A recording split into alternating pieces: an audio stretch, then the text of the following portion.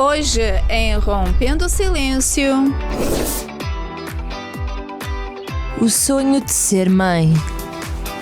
Os nossos especialistas convidados explicam. Já vamos começar.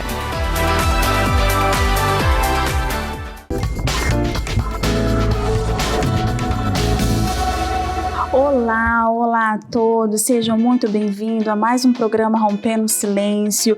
E hoje, como sempre, temos um tema muito gigantesco de informações para você que está aí nos assistindo, para você guardar essas informações para colocar em prática daqui a uns anos.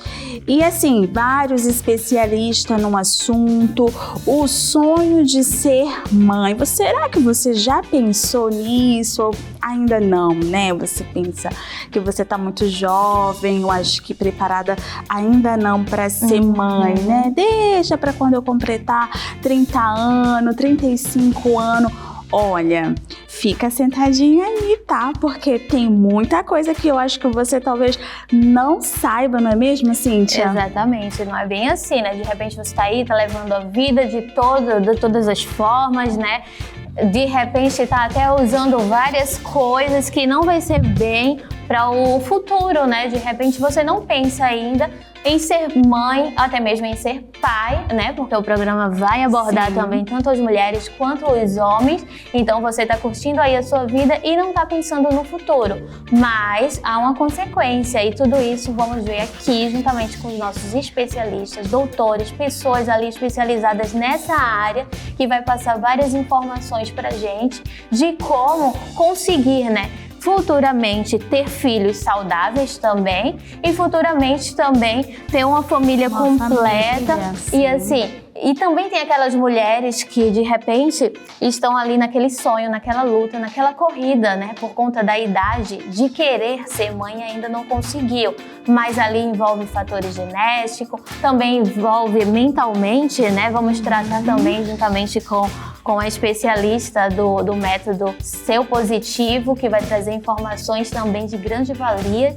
Enfim, o programa está vasto de informações, muito legal, né, Sara? Muitíssimo. Então, já entendi tudo, não importa a idade.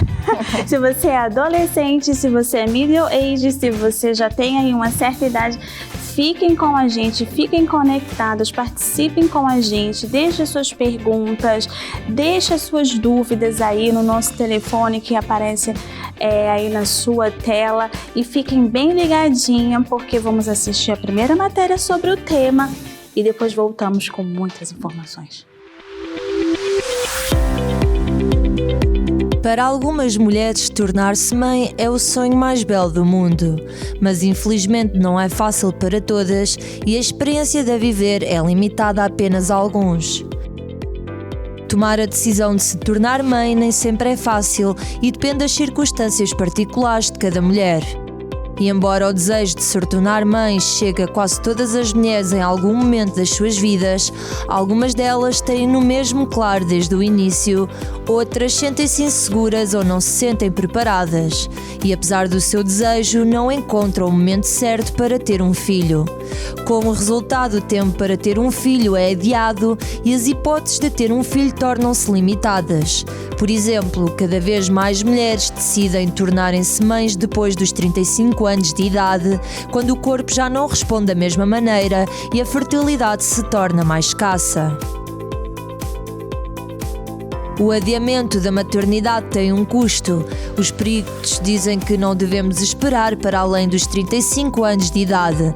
Felizmente, graças aos avanços na medicina reprodutiva e tratamentos de fertilidade, muitas conseguiram realizar o seu sonho de se tornarem mães.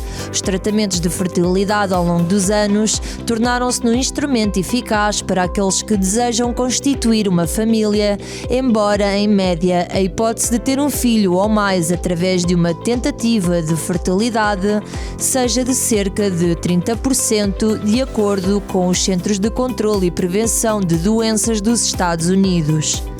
Contudo, as taxas de sucesso são altamente dependentes de fatores como a idade da mãe e o tipo de procedimento, mas mesmo assim, cerca de 1,5 dos bebés nos Estados Unidos da América nascem utilizando tecnologias de reprodução assistida, incluindo a inseminação intrauterina. A inseminação intrauterina, esperma saudável é recolhido e inserido diretamente no útero durante a ovulação, e a fertilização in vitro, onde os óvulos são retirados dos ovários e fertilizados com esperma num laboratório, onde se desenvolvem embriões. Um médico coloca então os embriões no seu útero. Se estiver a considerar qualquer uma destas opções para se tornar mãe, é melhor deixar um especialista a ajudar a decidir sobre o melhor tratamento e evitar as dores de cabeça e os elevados custos envolvidos.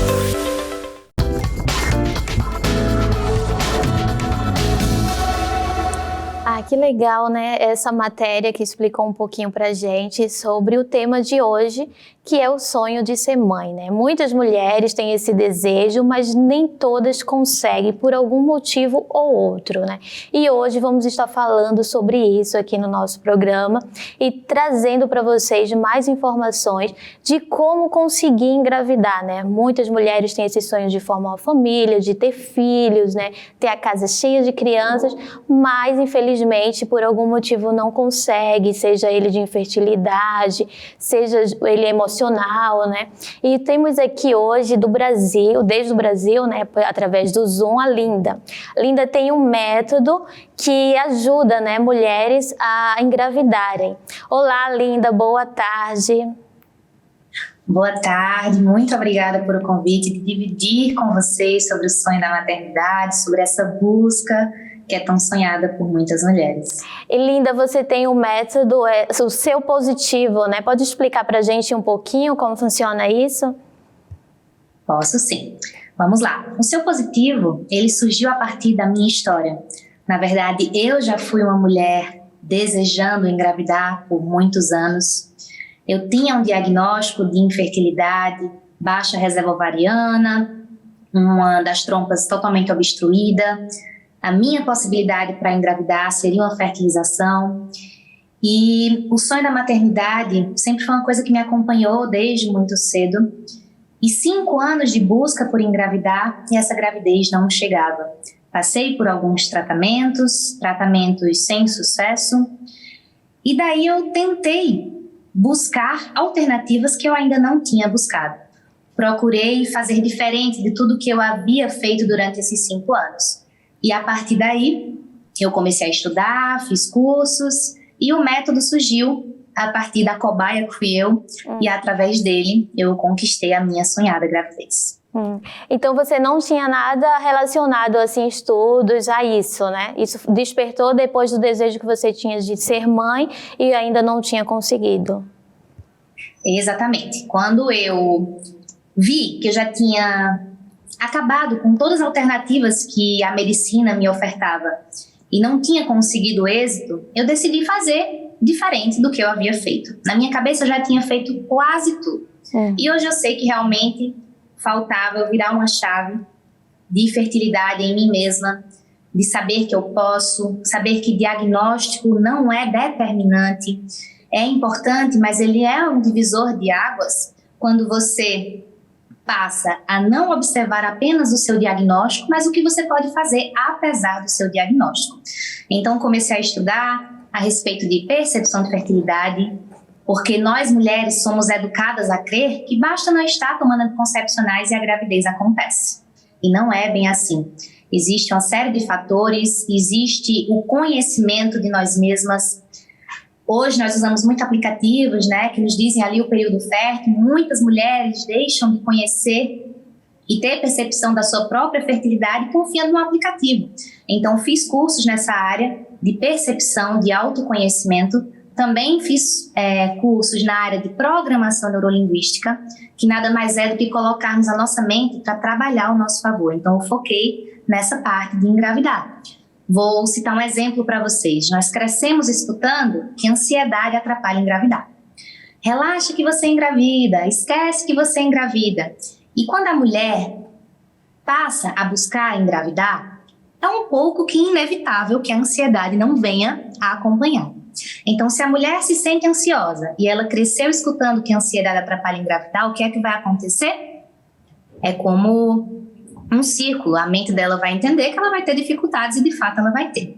Então, a programação neurolinguística, dentro do método, a gente procura destrancar essa trava de fertilidade, para a mulher entender que o que atrapalha não é a ansiedade em si, é ela crer que a ansiedade atrapalha.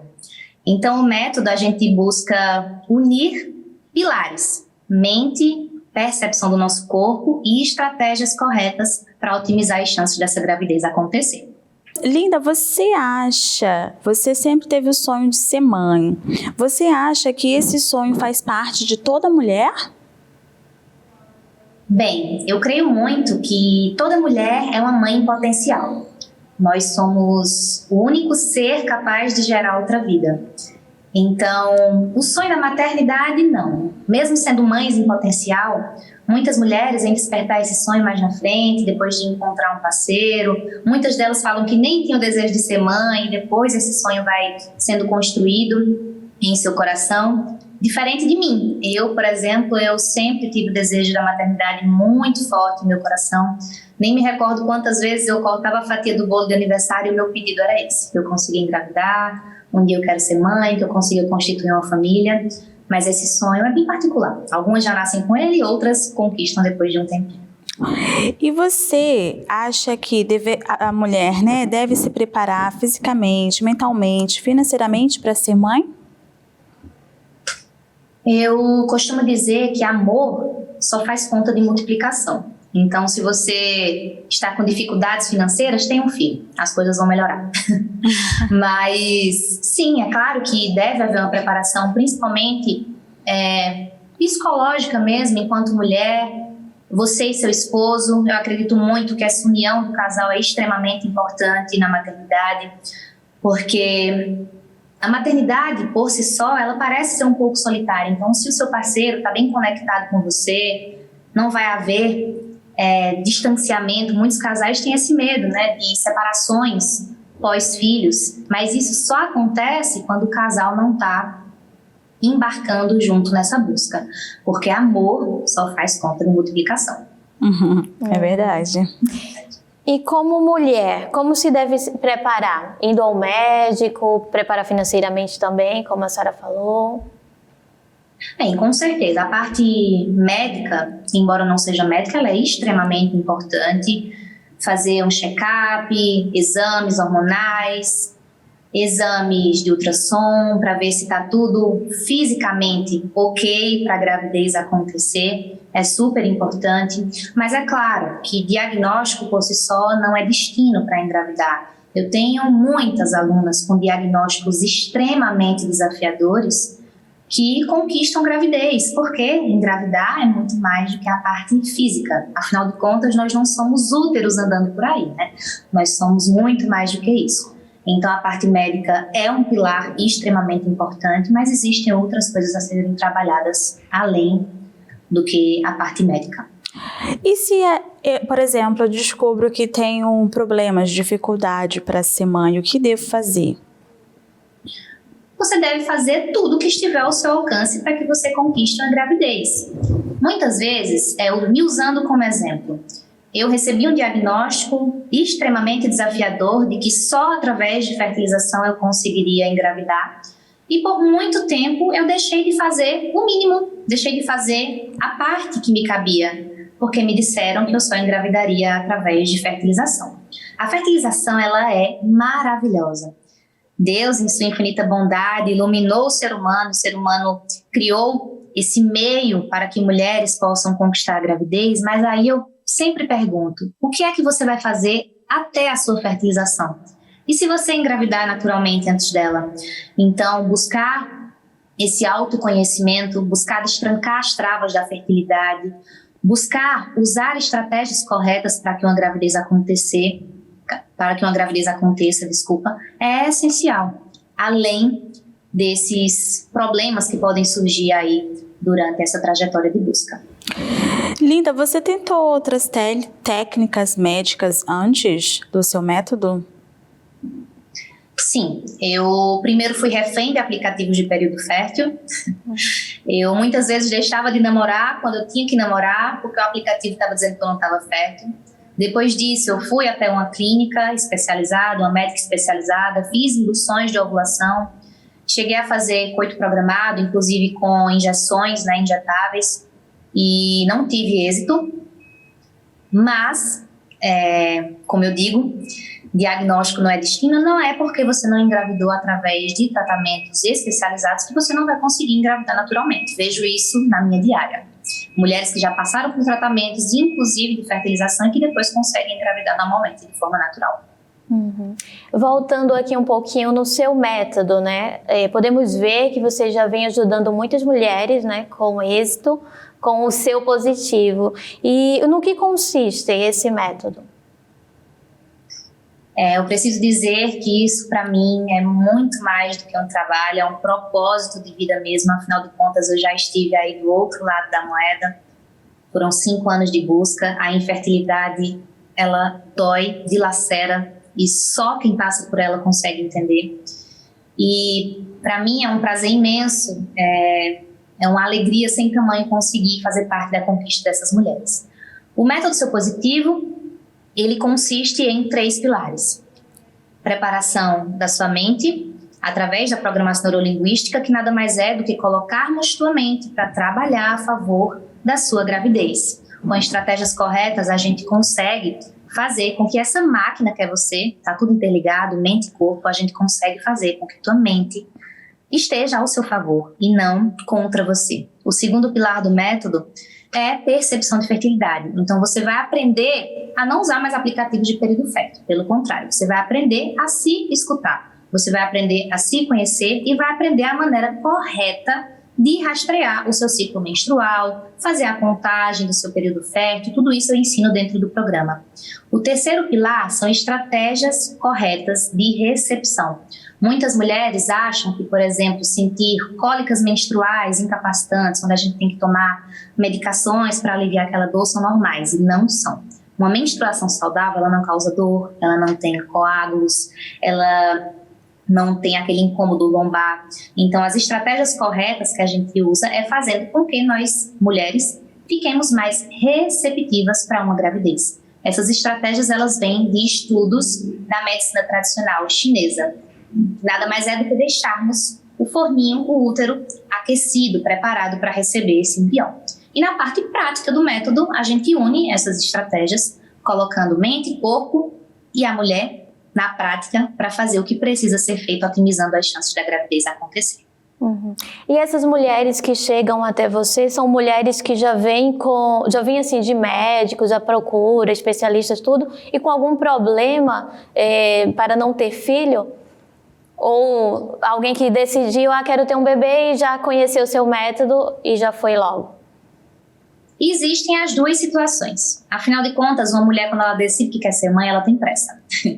Então, eu tenho alunas que estão buscando a maternidade há pouquíssimo tempo e querem logo fazer a coisa certa, em busca de uma gravidez. E tenho outras alunas que já estão há anos de busca, que têm diagnósticos extremamente desafiadores, que já têm passado por médicos. Então, quando elas se veem diante dessa situação, que já tem feito de tudo e a gravidez ainda não acontece, restam poucas alternativas. A alternativa de desistir, que creio que não é uma opção para nenhuma mulher que tem o sonho da maternidade. A alternativa de ir novamente para tratamentos mais específicos, como o FIV, mas eu sempre abordo de que mesmo que você vá fazer um tratamento, o que é que você vai fazer até lá? A sua gravidez pode acontecer naturalmente até lá. E a terceira alternativa é fazer o que estiver ao alcance. E é isso que elas resolvem fazer na maioria das vezes, trabalhar em prol da gravidez, assumir o protagonismo da conquista, sair dessa palavra tentante, porque quem tenta nem sempre tem êxito, e eu sempre falo que minhas alunas não tentam engravidar. Elas estão comigo para serem conquistadoras, elas estão para vencer a infertilidade. Linda, e que conselho você dá para as mulheres aí que estão tentando, que estão passando essa dificuldade de ser mãe? Para engravidar? O primeiro conselho que eu dou é: não desista. Não desista, porque só não consegue quem desiste. Muitas vezes você pode estar cansada, você pode estar desesperançosa, você pode estar se sentindo no fundo do poço, porque você olha ao seu redor e parece que todas engravidam, menos você. Mas se você estiver cansada, aprenda a descansar, não a desistir, porque só não consegue quem desiste, e a única coisa que está te separando do seu bebê é o tempo. O tempo pode ser um pouquinho menor, um pouquinho maior, mas o tempo da sua vitória vai chegar. Foi um prazer, Linda, ter aqui, conhecer você, o seu método também, né? Ter você conosco, passando aí mais informações para ajudar várias mulheres também que, de repente, estão nessa luta, né? E espero ter você aqui novamente em uma próxima oportunidade, né, Sara? Sim, foi muito bom a conversa com você, Linda. Muito obrigada pelo convite, estou sempre à disposição. E todas vocês que estão assistindo, se desejam engravidar, vamos juntas, posso te ajudar. Sim, vamos deixar os seus contatos também, para que assim as pessoas possam procurar. Obrigada, um abraço. Obrigada, até a próxima. Tchau, tchau. Tchau. E agora temos conosco aqui também uma outra convidada, né, Sara? É a doutora Thaís Rotini. Acredito que se pronuncia assim. Ela é especialista em reprodução assistida. Olá, boa tarde, doutora. Boa tarde, gente. Tudo bem? Obrigada pelo convite. Estou muito feliz de estar aqui hoje. Um prazer é nosso tê-la aqui conosco para passar informações, para ajudar essas mulheres que estão aí em casa também. E eu tenho uma primeira pergunta para a senhora.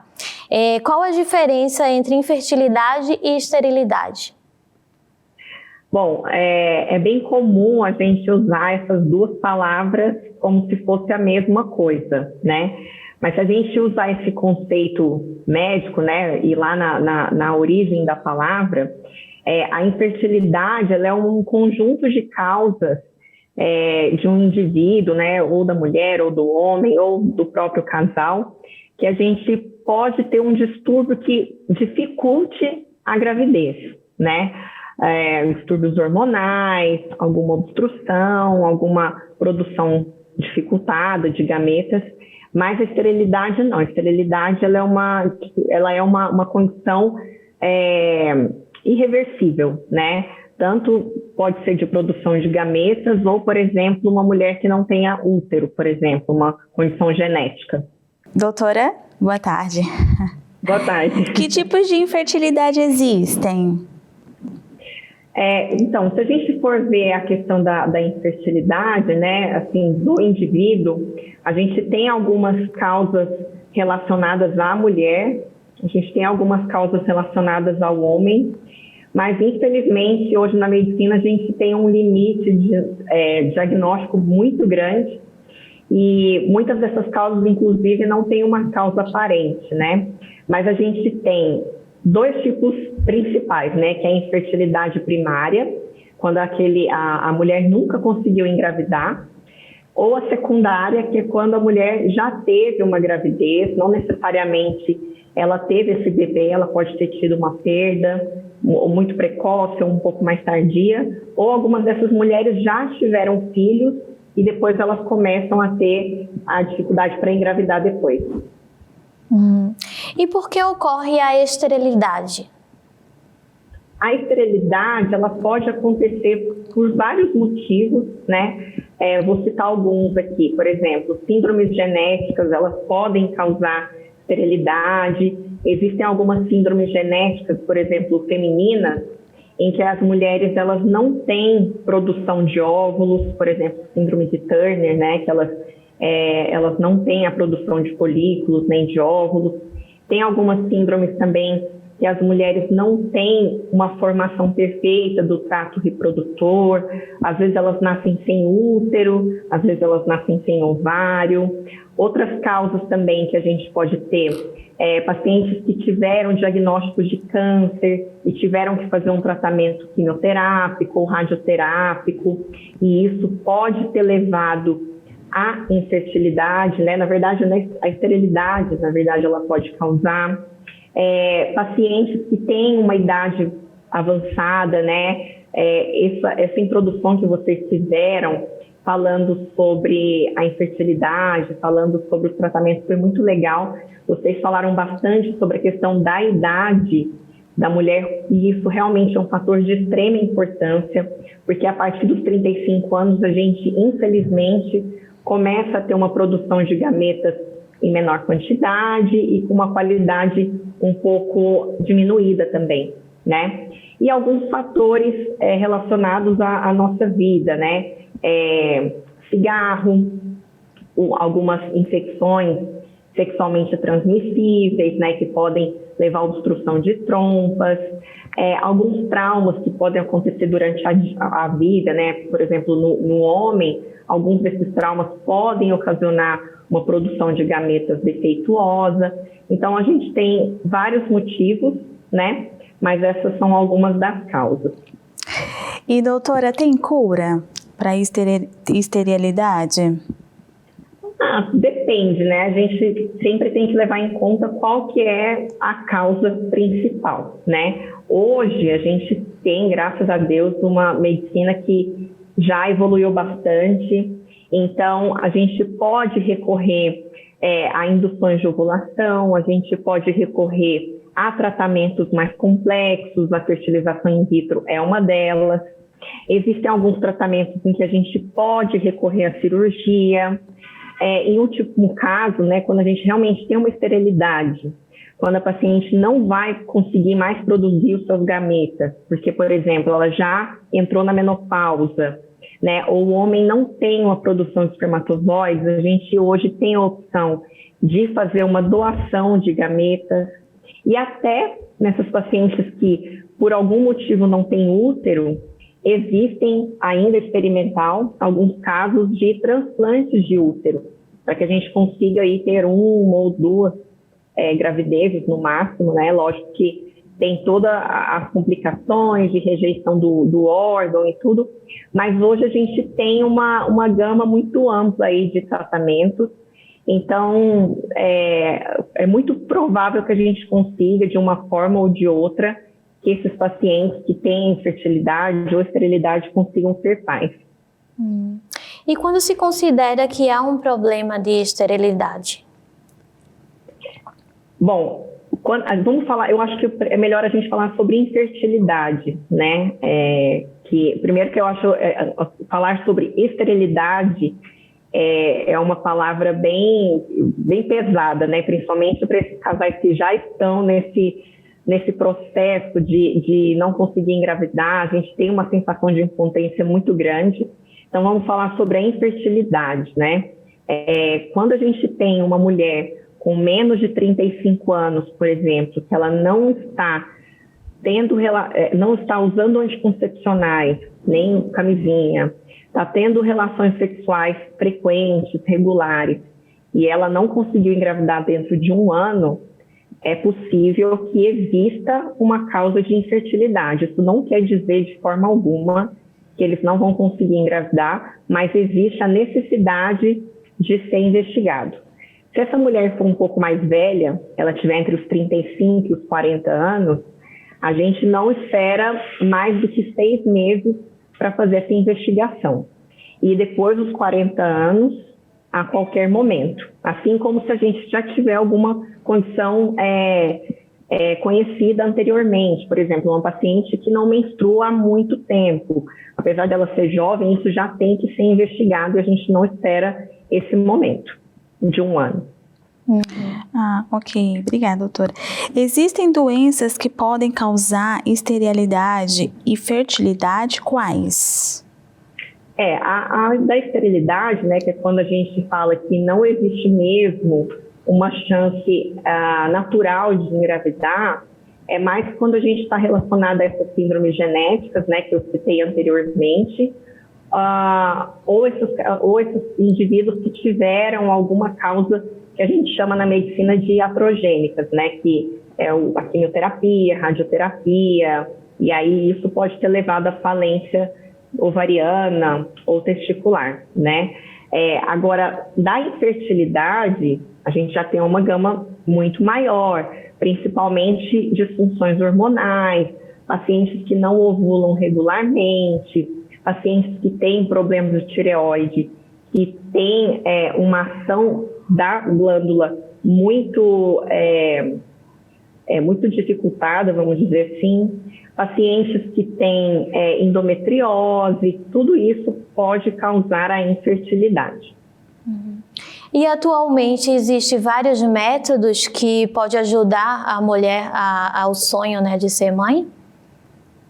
Sim, quando a gente está diante de um diagnóstico, né? Lógico que isso tudo vai depender da causa e o mais importante que eu acho é a questão da idade, né? Porque eu sempre falo para as minhas pacientes, tempo é óvulo.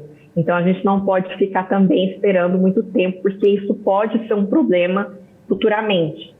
Então, hoje a gente pode optar por, se a gente não tiver um problema mesmo que a gente precise fazer um tratamento mais complexo, a gente pode optar por uma indução de ovulação para fazer um coito programado. A gente pode fazer inseminação intrauterina, que é quando a gente faz uma estimulação hormonal com baixas doses e a gente só faz o preparo desse sêmen para ser colocado dentro do útero, ou a gente realmente tem que recorrer à fertilização in vitro, e aí nesse caso a gente tem uma gama maior ali de situações, né? Depende da técnica, se é uma fertilização in vitro clássica, se a gente vai fazer a injeção citoplasmática do espermatozoide, se a gente vai fazer o uso de doação de gametas, se a gente vai usar um útero de substituição. Então, opções existem várias, isso vai depender de cada casal, do tempo de infertilidade, principalmente da causa da infertilidade. E qual a taxa de sucesso, quais os desafios e os benefícios? Olha, a taxa de sucesso depende muito, tá? Tanto da causa, né, de infertilidade, depende muito da idade da mulher, porque isso vai interferir diretamente na qualidade do óvulo dela, e também do tratamento que vai ser utilizado, né? Eu acho que é muito comum, não só os pacientes, né, as tentantes, mas também até alguns colegas médicos que não têm a vivência na reprodução assistida, acharem que quando a gente opta por tratamentos mais complexos, a gente vai ter taxas de sucesso muito altas, e infelizmente isso não acontece, tá? Quando a gente usa óvulos jovens, às vezes recorre a uma biópsia de embrião, mesmo assim a gente está longe de chegar aos 100%. Então, vai depender muito disso, das causas, né, do tempo de infertilidade também, e da idade da mulher e do tratamento que foi utilizado, tá? E, doutora, a gente viu que existe vários métodos, né, que as mulheres podem tentar. E o custo é acessível para todas? Não, ou é um pouco distante, né? A gente ainda tem esse impacto financeiro, é bem importante. Para vocês terem ideia, um dos últimos levantamentos que tiveram em relação ao uso, né, dessas técnicas pelos casais que têm infertilidade, era de mais ou menos 20% deles que tinham acesso a isso, né? Hoje a gente ainda tem tratamentos que têm um custo muito elevado, e então muitos desses casais não conseguem chegar a essa técnica. Mas hoje, aqui no Brasil, tem alguns tratamentos que são oferecidos pelo SUS em alguns serviços, alguns são oferecidos na sua totalidade, tanto em relação à medicação, aos exames realizados, até o procedimento. Alguns outros serviços, eles fazem o procedimento, fazem os exames, mas eles não custeiam as medicações. E a gente também tem algumas clínicas que têm um acesso um pouco melhor, né, para esse público. A gente pode ter aí tratamentos mais complexos de reprodução assistida que podem chegar a mais ou menos 10, 15 mil reais, né, que apesar de ainda serem caros, ainda são bem mais baratos do que a realidade que a gente tinha há uns anos atrás. E muita gente de fora do país acaba vindo para cá para fazer os tratamentos de reprodução assistida, porque fora também são extremamente caros, né? Nos Estados Unidos, na Europa. Então, a gente tem muitos pacientes de fora que vêm para o Brasil fazer, porque ainda que aqui seja caro para muitos de nós, ainda é barato se a gente for pegar um público maior. Sim, e a idade, como a senhora mencionou várias vezes, né, tem a ver com certos problemas para alcançar a gravidez. Qual a importância? A idade, né, a idade feminina principalmente, né, claro que a idade do homem ele tem um certo impacto, mas é uma coisa assim, a partir dos 45, 50 anos, a mulher é muito antes disso, a gente começa a ter uma queda da qualidade dos nossos óvulos a partir dos 30 e mais pronunciadamente a partir dos 35, porque esses folículos que vão virar óvulos, né, eles estão conosco desde quando a gente estava na barriga da mãe. E a gente só perde.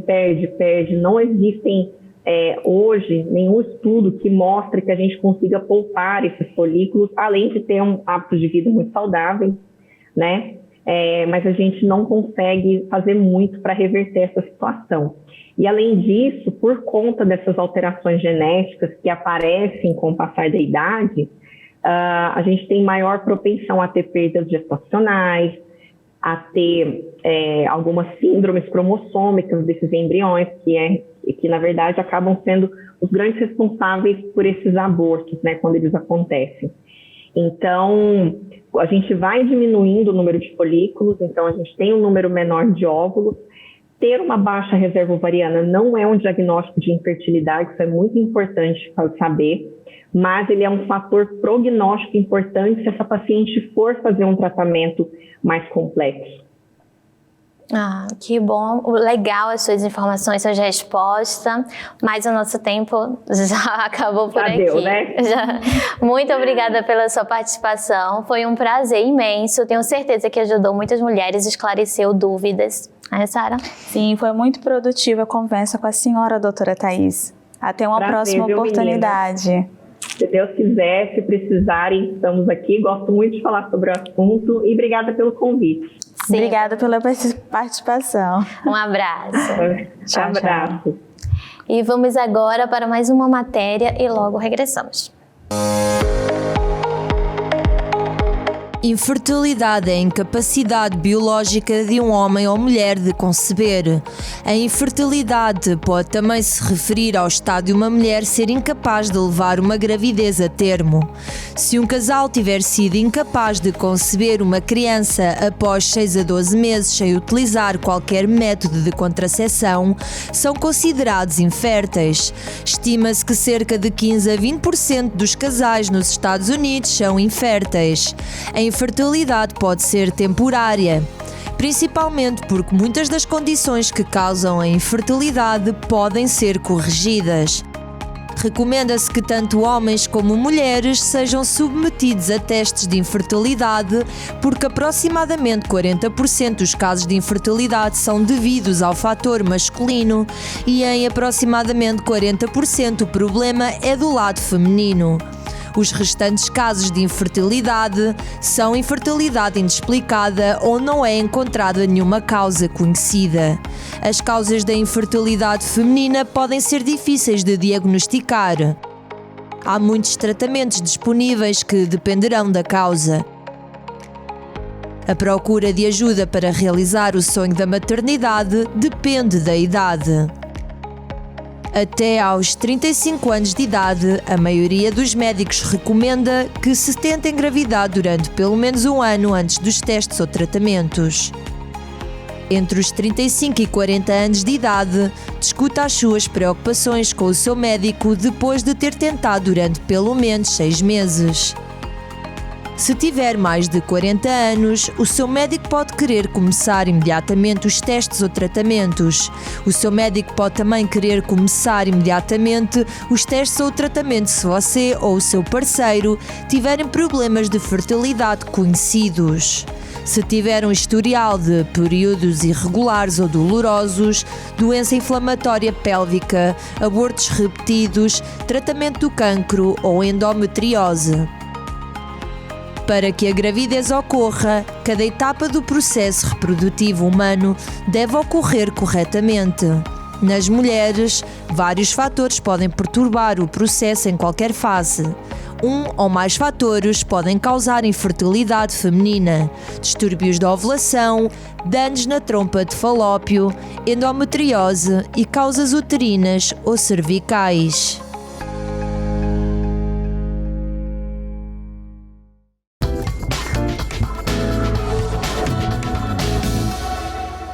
E voltamos aqui desde os nossos estúdios e agora vamos falar com a doutora Simone, que fala conosco por Zoom. Olá, doutora, boa tarde. Olá, meninas, boa tarde. Estão me ouvindo bem? Sim, estamos ouvindo. A doutora Simone também é especialista em reprodução assistida. E tem uma pergunta para a senhora. Doutora, no que consiste a fertilização in vitro e em que situações são aconselhados? Então, a fertilização in vitro é uma técnica de reprodução assistida de alta complexidade, onde basicamente a gente vai estimular os ovários da paciente para que a gente consiga amadurecer um grupo de óvulos, idealmente de 5 a 15. Maduros, os óvulos a gente vai coletá-los, no mesmo dia a gente vai fazer a coleta do sêmen do marido, e no laboratório então vai ser feito o encontro do óvulo com o espermatozoide e o acompanhamento do desenvolvimento do embrião. Numa sequência, a gente já pode transferir o embrião para o útero da paciente, finalizando então esse processo, ou a gente pode, tendo indicação, fazer uma análise genética do embrião pré-implantacional, então não se faz a transferência de imediato, se biopsia o embrião, congela e num segundo momento a gente faz a transferência do embrião para dentro do útero. Então, basicamente, a fertilização in vitro, ela funciona para que onde o encontro do óvulo e espermatozoide aconteça no laboratório e que a gente possa acompanhar o desenvolvimento do embrião e chegar a embriões com melhor potencial para implantação. As principais indicações são para aquelas pacientes que têm alguma alteração anatômica, principalmente nas trompas, que impossibilite esse encontro do óvulo com o espermatozoide naturalmente, ou quando tem um fator masculino severo, uma quantidade muito pequena de espermatozoides que não consiga chegar no óvulo numa quantidade apta a fertilizá-lo. Essas seriam as duas principais indicações, mas existe uma série de outras possíveis indicações. A gente diz que a fertilização in vitro é o tiro de canhão dentro da reprodução assistida. Ela consegue se sobrepor à maioria das causas de infertilidade. Então, ela serve para uma série de outras indicações. Doutora, e até que idade se pode doar óvulos? Tá. Então, a doação de óvulos, uma doação compartilhada, né? A paciente vai fazer uma fertilização in vitro e vai doar óvulos, vai compartilhar os óvulos dela com uma outra paciente, ela pode, pela legislação brasileira atual, ser feita até os 37 anos de idade. Mas, na verdade, a gente vai avaliar isso individualmente, né? Não basta querer doar óvulos, a paciente tem que poder doar os óvulos, né? Ela tem que ter uma reserva ovariana, doutora, já foi comentado, né? Nós mulheres nascemos com um estoque de óvulos e ao longo da vida a gente vai gastando esse estoque. À medida que a idade avança, esse estoque vai diminuindo. Então, para a gente poder doar, não pode faltar para ninguém. Tem que ter uma quantidade de óvulos que seja suficiente para o paciente que vai fazer o seu próprio tratamento e também suficiente para aquela que vai receber. Vamos dizer assim, de uma forma geral, idealmente, a doação de óvulos, a gente considera ela até os 35 anos de idade como maior possibilidade porque é uma fase onde a gente naturalmente tem mais quantidade, a reserva de óvulos da paciente é maior e a qualidade desses óvulos também é melhor, né? Mas pela legislação atual brasileira, a gente estaria apta até os 37 anos, mas dependendo de uma avaliação individual para ver a possibilidade dessa doação. E que condições as mulheres têm que ter para poder fazer? Então, são essas as condições, né? Tem que ter uma quantidade de óvulos que não vá faltar nem para ela, nem para quem vai receber. Ela é submetida a uma série de exames para ver se ela pode. Primeiro, ela tem que querer, né, ser uma doadora. O casal vai fazer o procedimento, é a ele oferecido esse tratamento, essa possibilidade de tratamento, que é a doação compartilhada, e ele vai aceitar ou não. Aceitando, vai ser feita essa avaliação da reserva, se vai ser suficiente, né, para que ela possa dividir essa quantidade de óvulos. E, a partir dali, é feita uma série de exames para ver se ela pode ser uma doadora. Que entram daí as sorologias, né? HIV, hepatite B, hepatite C, HIV, sífilis, enfim, aquelas sorologias obrigatórias. Uma análise genética, né? É feito o cariótipo da paciente, para ver se ela não tem nenhuma alteração genética que eventualmente possa passar para os descendentes. Pesquisa de algumas mutações. E uma avaliação clínica também, para ver se ela não tem alguma alteração que possa diminuir a qualidade dos óvulos também, alguma doença nela, na família, algum tratamento que eventualmente possa diminuir a qualidade dos óvulos. Isso é o que toda a bateria de exames que ela vai ser submetida para ser aprovada como uma doadora. E existem custos associados e é anônimo? Sim, essa doação compartilhada, ela é sempre obrigatoriamente aqui no Brasil anônima, né? Isso é uma exigência da resolução do Conselho Federal de Medicina. E o custo, ele reduz muito, né? Para o casal que está fazendo, para a paciente que está fazendo essa doação compartilhada, o custo da fertilização in vitro reduz muito. Em alguns casos pode até ser ausente algum custo, né? Vai depender da necessidade do casal. Talvez, às vezes, tenha algum custo, mas não obrigatoriamente, mas reduz significativamente. E num caso, o casal, os dois têm que estar de acordo para a doação? Ou a mulher ela pode doar se ela for solteira ou sozinha?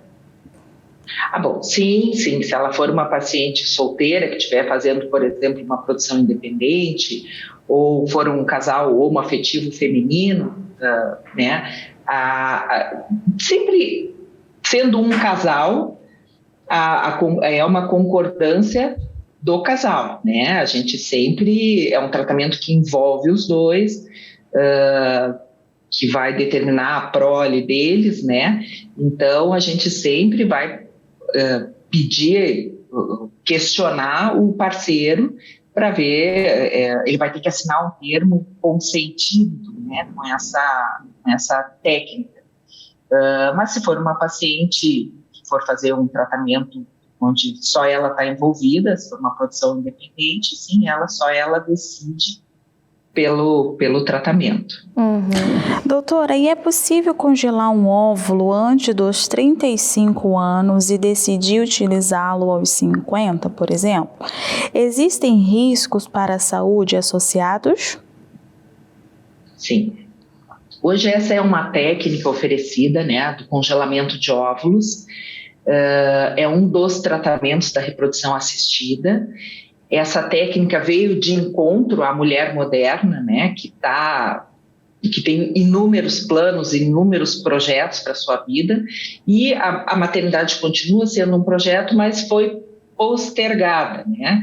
Então, como a gente lida com uma questão biológica desse limite do número de óvulos, à medida que a idade avança, a gente vai chegando perto do fim, e também da qualidade dos óvulos, né? À medida que a idade avança, a gente vai perdendo a qualidade dos óvulos. Então, a técnica de congelamento de óvulos veio com esse intuito, né? Para que a gente possa, numa idade mais precoce, congelá-los, quando a gestação não é o principal objetivo a curto prazo, para usá-los, se necessário, no futuro, né? E sim, não tem um limite de idade onde a gente possa, por exemplo, congelamos os óvulos com menos de 35 anos. Eu tenho um prazo para usá-los? Não.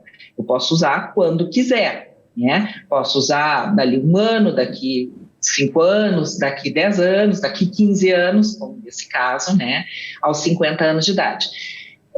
Até os 50 anos de idade, a gente não tem uma limitação. Obviamente, sempre que a gente vai fazer um tratamento para que a paciente engravide, a gente vai fazer uma avaliação clínica dela para ver se ela tem algum risco durante a gestação, né, de estar grávida.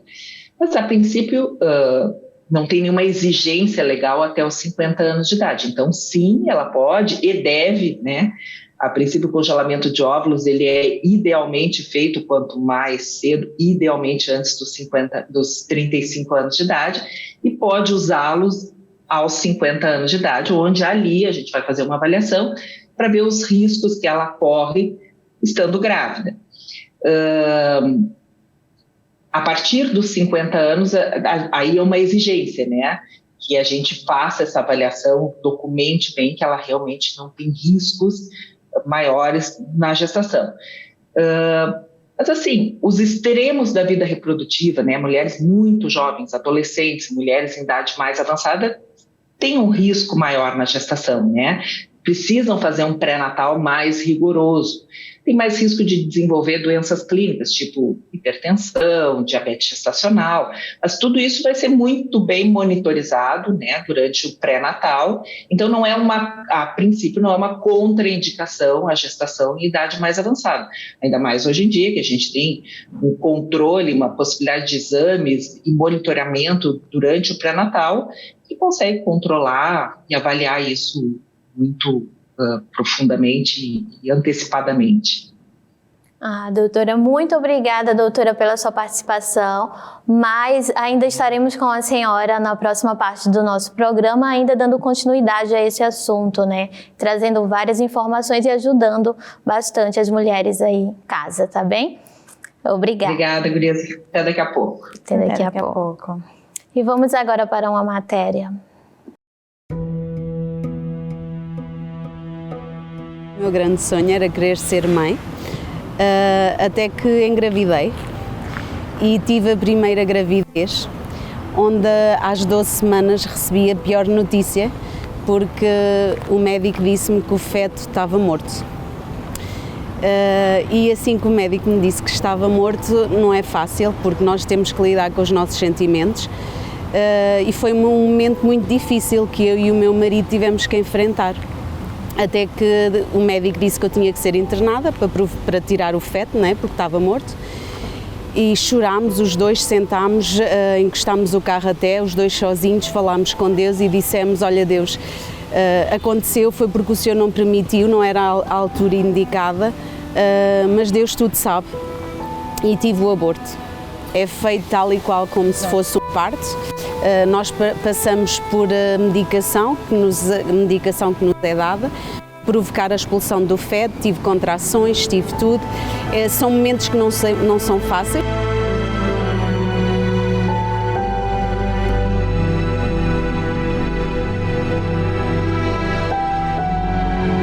Eu posso dizer que tenho um momento, uma imagem marcante, porque é uma imagem que por mais que eu queira esquecer não dá. Quando eu expulsei o feto, eu estava na casa de banho e eu agarrei o feto e fiquei com o feto na mão, e ali eu vi que era um feto, estava completamente formado, mas é uma imagem que, lá está, não esqueço, né? Por mais que eu queira esquecer não há como, mas fica sempre marcado, mas nada que com a minha fé em Deus eu não tenha ultrapassado. Nós somos colocadas no mesmo sítio onde nós ouvimos as mães e os bebés a nascerem, os bebés a chorarem, e eu estava ali e não tinha nada. Eu iria sair sem um bebé enquanto as outras mães iam sair pela mesma porta que eu, mas com o bebé nos braços. São sentimentos que é muito difícil nós lidarmos com eles.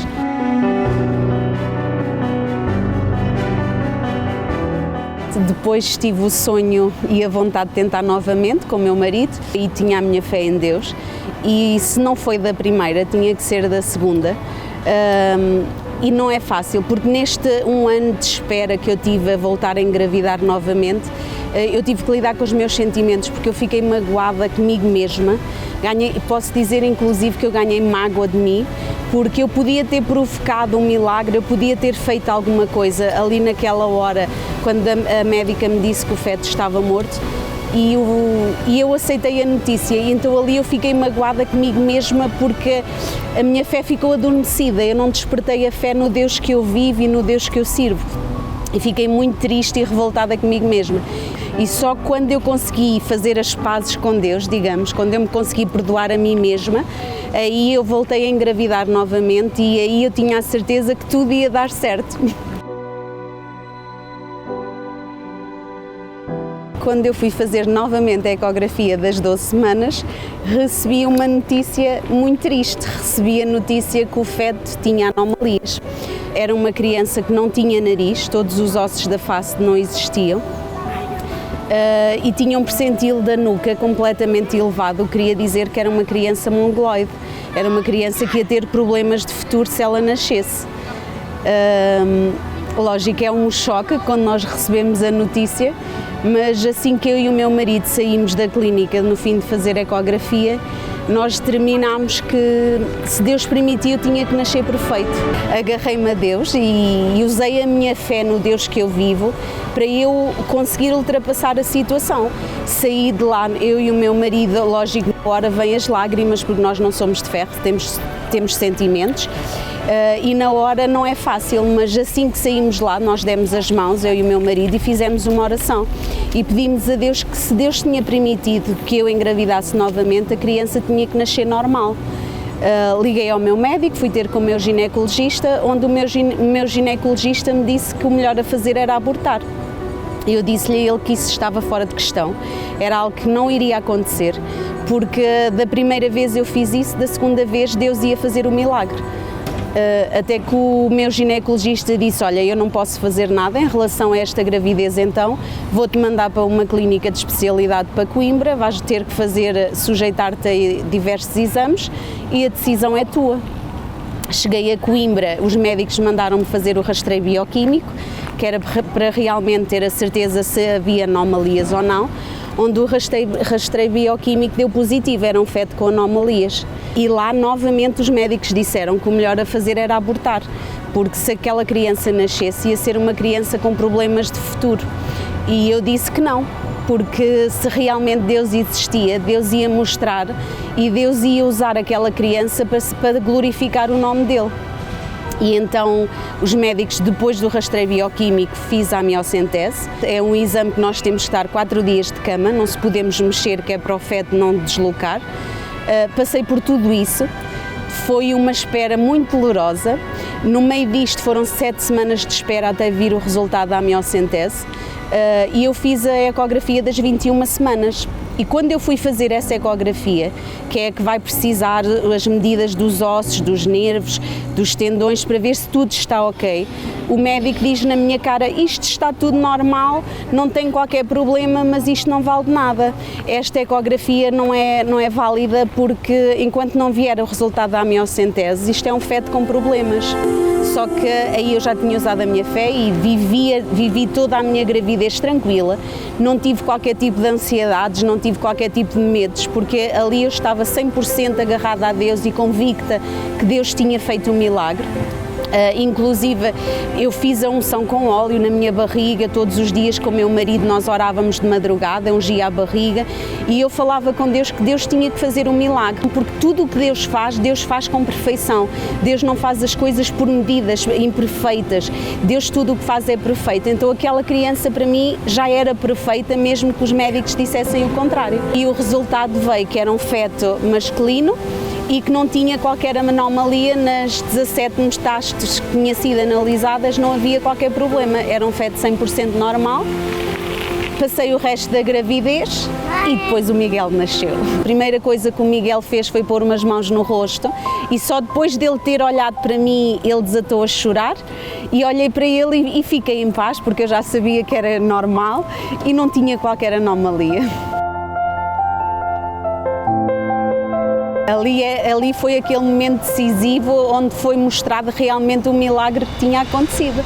porque o meu próprio médico, que foi quem fez o parto, o meu médico disse que não havia palavras para explicar o que tinha acontecido, porque realmente comigo não valia a pena fazer desafios, que o meu Deus era maior do que a própria medicina, não é?